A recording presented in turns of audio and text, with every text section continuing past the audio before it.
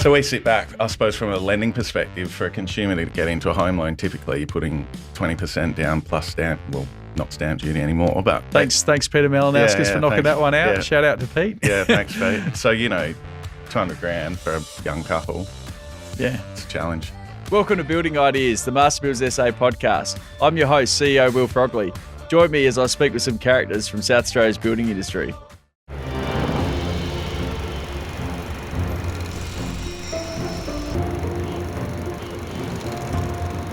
A lot has changed in 40 years, but one thing hasn't. Hard work. It's what our members do, and it's what we do for them. Seabus Super, making hard work pay off since 1984. When it comes to construction lending services, there's no one better in the business in South Australia than today's guest, Premium Capital Solutions, the 2023 South Australian Commercial Broker of the Year. And joining me today is Daniel Fry and Heath Cowden. Welcome to the Building Ideas podcast. Thanks, Will. Thanks for having us. Great to have you. The first time you've been on the podcast, isn't it? Here, Building Ideas. First time for any podcast. Is it? First time ever? Yeah. Have you? It is. Yeah, same for me. Yeah, so looking forward to it. Yeah, good stuff. So firstly, you're an award-winning South Australian business. Tell everyone a bit about Premium Capital Solutions who might not be familiar with your work. Yeah, so I suppose a high-level summary started in 2018. We're a debt advisory broking business that provides loan solutions to clients in the property industry, more or less. So we provide development site acquisition loans, residual stock, construction loans for all asset classes, so townhouses, hotels, office, and we do it through a raft of lenders. So we're accredited with all major banks, and then we've also got third tier, second tier non-bank lenders. So that's what we do. We act as an intermediary between the client and the bank, and then facilitate the deal. So all I've heard about the last few years is how much banks have tightened up in terms of lending. Is that an accurate assessment? Yeah, I think so. Yeah, it depends what section of lending we're describing. Whether it's a home buyer or a business, for example. Yeah. So they're obviously tight on the home buyer section of things. Are they not as tight in terms of commercial lending? I think there was more hesitation during COVID for the construction and commercial lending. And I think that's starting to ease with reduced pre-sales and certain things on residential projects. From a consumer perspective, the interest rates and then there's a buffer applied to what the current interest rate is to do your servicing on a home loan. I think that's definitely challenged the home buyer market. Yeah, I think particularly in home lending, where interest rates have climbed over the last 2 or 3 years, that has had an impact. That said, house prices continue to rise, and there is still challenges in wanting to go out and buy a property. If you're a first home buyer, there's still a lot of competition there. Getting the right home loan, the right product that best suits that particular customer's needs is important, and getting the best rate in discussions with the lenders, using a broker to have those discussions for you, I think is where the value sits for those in the home loan market. It's the question that everyone's asking is, where are interest rates going to go? How long is inflation going to be stubbornly high? How do you guys see it playing out over the next 12 months? Yeah, it's a tough crystal ball. No one's got one, and a lot of people have got it wrong in the last few years. But give us your best guess. It seems to change. Like, we obviously meet with the banks regularly, who have their economists, and put out a timeline. All the talk is, I think, towards the back end of next year now, especially inflation doesn't seem to be slowing down at the moment. So I wouldn't be relying on it too soon. I think rates are here to stay for a period, and then potentially towards the back end of next year. And there's still likelihood of maybe one more rise this year? Let's talk of it, yeah. Yeah. Probably right before Christmas. Yeah, Christmas present for everyone. That's right. It's hard to believe they're around 2%.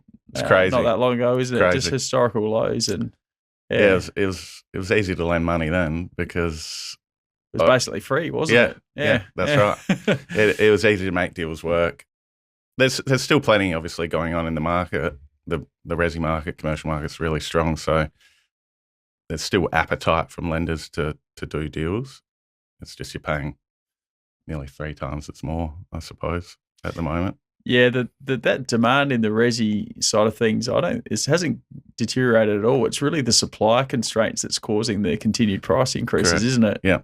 Yeah. Yeah. And I suppose affordability of the first home owner market as well. It's median house prices up there now, so it's challenging for people to get into these homes as well, let alone the supply. So yeah, Adelaide's one of the most expensive places in the world in terms of real estate, isn't it? Which is quite hard to believe. Little humble Adelaide up there on the world stage. Have we? Or we're close to taking over Vic, I think.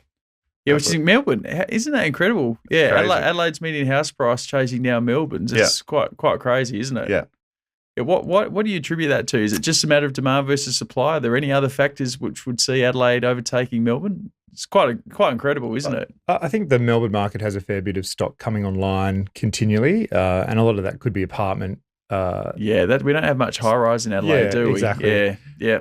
And maybe Melbourne families are accustomed to growing up in an apartment. I think the Adelaide homeowner is still looking for some space out the back, some lawn in the absence of wanting to move into an apartment building to raise a family. I think that's a good point. Also, I think Melbourne and Sydney, as well as obviously being much bigger cities, they tend to attract more migrants who are probably more used to living in apartments or comfortable than perhaps Australians who have been here for many years, like in Adelaide. Maybe that might be another reason for it as well. Well, I think the pressure's probably also on in Melbourne and Sydney from a cost of living perspective and coming back to Adelaide. So, yeah, there's many factors. So yeah. And, you're really good forward indicators of what's going on for our industry, how you guys are seeing it, how you're seeing the commercial market at the moment. We've obviously got some really massive projects coming online in South Australia in the next few years. There's a little bit of chatter about how busy the smaller end of town is going to be in the commercial space. How are you guys seeing it out there at the moment?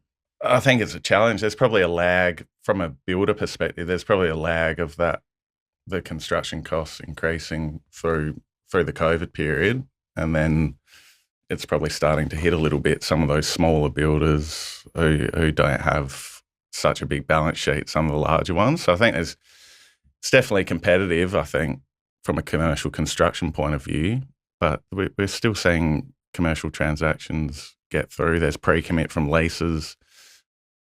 I'm not too sure about the sale of assets and yields and things like that. I think on commercial, the challenge is around still the cost for trades and materials, and then being able to deliver on the original budget so that the project remains feasible. That's a live challenge for almost every transaction that we look at. And I guess to offset that is prices remain elevated, where developers need to get those prices to make sure that the project remains viable for them. Yeah, there's no doubt that the past few years have been a nightmare in terms of trying to price jobs, and everyone in the industry wants to see that settle down. I think the construction pricing index has settled down quite a bit over the last, say, 6 to 12 months, but through the peak of COVID, it was really risky. I think we're very fortunate that we're able to lobby to get rise and fall clauses in state government contracts during that period, and I think that really took a lot of risk out of the market when it was at its highest. And South Australia's insolvency rate, there's been some go under, but compared with other states, we've fared a lot better today, which has been really good. You look like you want to say something there, Daniel? Yeah, no, I agree with you. I just don't know if we've seen the full back end of it yet. Yeah, no, I'd agree with that. I'd agree with that, unfortunately. I mean, we saw Stride go down the last month, for example. Correct. It's still risky out there for sure, so I don't want to say it's all rosy. Yeah. And I think that's just part of that lag of the fixed price contracts during COVID. Still working through those jobs. Still working through them and then getting back to I suppose, an even position again for those guys. So, yeah, I think the smaller mid-tier, your Strides and the like are certainly going to be impacted moving forward as well. So you have been named Broker of the Year the last 2 years in South Australia. What is it about your business, Premium Capital Solutions, do you think that set you above the pack?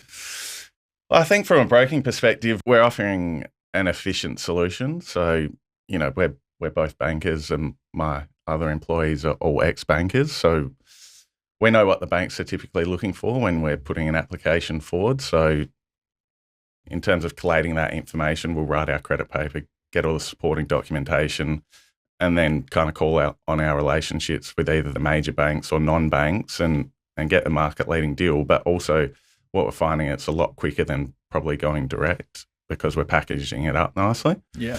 Which rolls into timing. So we're getting quicker responses, quicker approvals, better terms at really good rates. So I think that's where we've probably been most successful of late, and that's probably the feedback from our clients, and taking that off their hands. Yeah. You can imagine if you're tendering a construction deal for an office building where it fits all the majors, we can go to all four like that once the paper's written, rather than a client sitting in front of 4 different lenders and putting their proposal forward. So we'll take that off their hands and run with the deal from inception. Hopefully we're engaged at inception and then deliver the approval. And similarly, we some brokers might move on after the approval and once they're paid, but we like to stay on during the construction term if it's a construction deal and work with the QS and work with the client to see an outcome. We're passionate about projects. So yeah, that's really good because obviously the cheapest rate is going to stand out with everyone, but just that service and speed, time's often money, isn't it, for people in our industry? So if you can streamline that process and get them a really good rate, well, there's lots of light right there. Yeah, it's structure as well. So it might be a non-recourse, really low LVR deal where there's appetite for non-recourse. So whilst price is obviously important, we can negotiate a certain structure if that's what the developer or builder or client's asking for as well. We had a really good example the other day where a local developer was wanting an understanding of where the bank's appetite would sit for lending on a childcare development. And on the back of the PCS relationships with the various lenders, we were able to get terms back to that customer within 4 hours. And that's a real time saving for developers, and knowing that they can have the confidence in working with the broker that can save them time. I think also we're constant in the banks at the moment. There's a lot of people shifting around. They move to different roles. They come out and become brokers. So what used to be a really relationship-led banking experience, I suppose we slot in there. So we become an in-house finance provider, deal with the bank or the lender, and then so we're ready to go for the next transaction. We're not going anywhere. So really key on developing those relationships with the clients. Yeah, that's really important. Yeah. You mentioned childcare centres before, Heath. So the childcare centres, along with retirement villages, seem to be areas that will have really high demand for many years to come. Are they a common thing that you'd help a member get finance for? Yeah, the childcare industry, I think, has been really well supported by government over the last few years, particularly where wanting to see more people go back to work. So support remains elevated for parents that are wanting to put children into care. And I think the asset class is constantly looking for opportunities for renewal. So as older centres are replaced by newer centres in emerging residential neighbourhoods as well, we're seeing strong appetite for developers looking for the right located childcare centre, being able to get the right operator in. And there's plenty of interest from the operators. So say the example that we were talking to, there were 4 different operators, national operators, that wanted to secure that particular lease with that developer and gain access, I guess, to that catchment, that particular catchment, which had a good number of children in it. So yeah, the childcare industry remains supported by the lenders and then by the participants in the industry. Yeah, there's a lot of talk, obviously, about the government's housing roadmap and all the homes that will be built in the north in particular, but it's all the social infrastructure that will go with that as well, right? And tons of stuff will need to be built to support those communities. Yeah, chatting yesterday with a developer, the frustration with SA Water is very real, and the pathway forward is a real challenge for those guys being able to have confidence of when they can have those connections, which means that they can then deliver their next stage and sell through the blocks as they're delivered. So that we understand broadly with government and industry, they are looking at solutions there. But that's key, I think, for the north here in Adelaide. Yeah, I couldn't agree more. And it's a conversation I have with members every day is how far behind we actually are in terms of the civil works and the water infrastructure that's needed out there in the north to get the blocks ready to actually to build on and get people moving into those homes. There's a lot of concern about the industry really grinding, not to a complete halt, obviously, but really slowing down, and that's something we can't afford to see. So for me, addressing that need out in the north in particular is going to be one of the most important issues for the state government over the next 5 years. I agree. They're not going to build anywhere near that number of homes without getting that right and really having that daily drive to get things moving, to crack the whip. Without that, it's a really big risk, I think. Yeah, and maybe even needing to do things completely differently to how they do them or how they've done them historically. Yeah. Do you want to elaborate on that? Because we're all up for ideas in this area. In that sense, I'm thinking I'm just a passenger. Yeah. But talking around industry updates and what we're seeing, it is that housing demand here in Australia is such that lenders are taking that quite seriously. For our residential developers, we're seeing the lenders much more relaxed towards the pre-sale requirement, where historically they've demanded a certain level of pre-sales, and that had meant the developers engaging agents and the marketing campaigns. The lenders are saying, look, in some instances, we don't need any pre-sales at all. And certainly that's dependent on the location of the project. But that's the lenders saying, look, the demand in Australia isn't going away anytime soon. There will certainly be demand for this product once it's completed. So we are seeing, as a broker, the opportunity to engage with lenders in a different way to have a much lower pre-sale requirement for residential projects. Which I suppose from the bank's perspective, historically has been 100% debt cover. So it's remarkable to see the change. So I suppose it's the banks supporting the shortage or the demand for housing in South Australia specifically.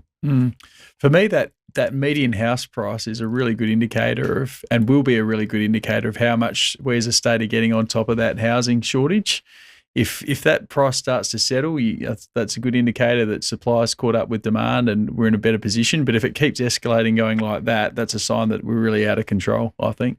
And I wouldn't be at all surprised to see the median house price hit $1 million in Adelaide in the not too distant future. What do you think? Oh, it's just remarkable. I tend to agree with you. Yeah.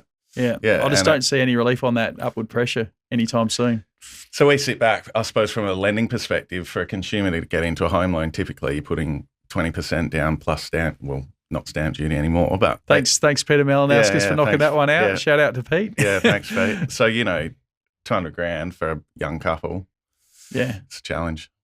Yeah, the other thing that we're constantly pushing back is all the new regulation that seems to be coming into our industry, whether it's issues with trees or the National Construction Code or Bushfire Code amendments. That all adds to the cost of a build, and it's a real challenge for first home buyers trying to get into the market. The people come up with these ideas, they might think, oh, that's only $15,000, that's only $20,000. That's a heck of a lot of money for a first home buyer. Yeah.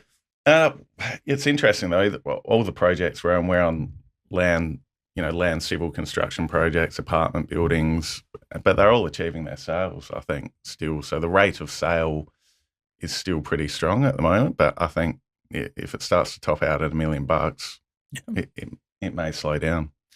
I had the issue of land. So I had a member call me just earlier this morning to highlight how tough it is out there at the moment. A few blocks came online at Malala and they were sold out within minutes of going live. Yeah, it's crazy. It gives you an idea of how strong the demand is. Do you know what the price point was? I can't say. Okay. Yeah. I can't. He told me, but I can't quite remember the exact figures, so I wouldn't want to give you the wrong info. Yeah. But it was quite high for what you'd think out there. Yeah. Okay. I remember thinking that when he told me. Yeah. Right. Yeah. Yeah. So that goes back to the sales are still there. So that's right. The demand is still there. I just wonder how long for. Yeah. Similarly, we were seeing Anglevale blocks. Future stages as they're getting ready, then 20 to 30 grand more than what they had actually been priced on at the earliest stage. And that's only 6 months from the time before. So the demand for those blocks in the north, I think with the expressway going through, and you've got services, so schools are out there now and plenty of retail amenities. So it's interesting that pace hasn't slowed down. And Malala now as well. Yeah, absolutely. Yeah, there's a bit more potential up in the north, but down in the south, which is actually really good, in a really good place in terms of living down there at the moment. That it's really tight down there, and the prices It's a bit more you're seeing down there. landlocked though. Yeah, yeah. The some of the prices I've seen down that way lately, though, around Seaford, etc., are really high, really high. You wouldn't have believed 4 years ago that the prices would be at that level at this point. Especially when you consider putting a house on it. Yeah, exactly. You got to fund the cost of that as well. It's not only the land. Yeah. And I wonder if people settling on these blocks, whether they're house and land packages or not, it's quite a package when you put the house on top of it. Yeah, absolutely. It's interesting, right? Everyone's talking about, cost of living, but then in some areas the demand still seems as strong as ever. So it's hasn't really had the effect of cooling off some areas. But then if you look at the headline economic data, the national economy has certainly slowed quite considerably, hasn't it? It's ground to a virtual halt to this. It seems like some sectors of the economy are still really busy, but others have dried right up. Hospitality looks like it's really struggling, for example, and that's that discretionary income. But people still seem to be finding money to spend on certain areas. Yeah. And people need somewhere to live. Yeah, people need somewhere to live, and demand still far exceeding supply. Maybe you see it in the rental market as well. I was going to say the rental market might be a reflection of that. That's relatively unaffordable as well. So if you can get away to buy a house, you're getting capital improvement in a property. So if you can, they do. Yeah, that's right. Rent money's dead money, as they say, and if you can get into the market, the value of your house is not going to slow down anytime in terms of growth, is it? The demand out there. I hope not. Yeah. We've actually seen the investors have really stepped up in probably the last 12 months. Property investors obviously sensing that real rental property shortage, sensing great opportunity that perhaps wasn't there a few years ago. That seems to be quite buoyant still, even though the owner-occupiers hasn't been as busy. But coming off a record high, mind you. Yeah, that's right. That's probably a reflection of the rents, isn't it? Yeah. I mean, the return on a residential investment property, well, it's hard to say, I suppose, because the capital costs of the property's gone up as well. But yeah, we've probably noticed some developers looking to hold a bit more stock at the back end of projects as investment. So yeah, that's a real thing at the moment. Yeah. Yeah, absolutely. It's been a really interesting chat today. If I could ask you both one last question. Again, it's a bit of a crystal ball question, but where do you really see the market and South Australia's economy going on in the next 12 months? We've seen, for example, CommSec, South Australia leading the CommSec State of the States report, but then today there's a report out from Deloitte that paints quite a gloomy picture in terms of employment falling here faster in South Australia than other states over the next 12 months. How do you see that playing out? Oh, you better take that one. Hey. Goodness, I was trying to think what to say. Yeah. So it's a heavy question, but we'll end on a heavy one. I haven't stumped you both, have I? Yeah, it's so broad. Yeah. Look, Well, maybe I can narrow it down a bit. Are we going to stay with positive economic growth? Is unemployment maybe going to go up, but not by too much? Just in terms of that big picture stuff is really what I'm asking. I think there's optimism still in the market in the main, and the customers that we're working with that are developers, they remain buoyant. There's always another project to meet a demand that they've identified. So I think optimism is still there and confidence is still there. There's still activity, and that will continue in the near term. Yeah, I think we'll have a bit of a short-term dip as a result of those water-related infrastructure, and also before some of those really big projects come online, the Torrens to Darlington, the Women's and Children's Hospital.